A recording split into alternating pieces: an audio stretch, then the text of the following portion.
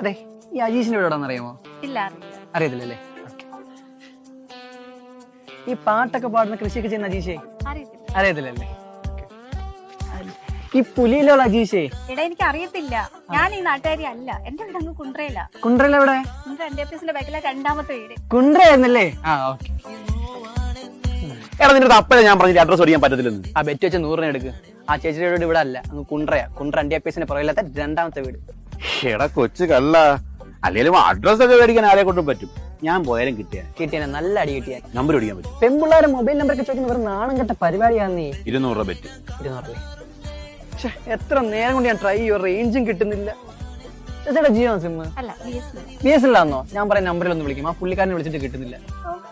984463. Hello, എവിടെ ഇരിക്കുന്നു? ഞാൻ കുറെ നേരമായി വന്നിട്ട്. ആണാ, ഇതായിരുന്നു. Thank you. നമ്പർ കിട്ടി കാണുമല്ലോ. കിട്ടി.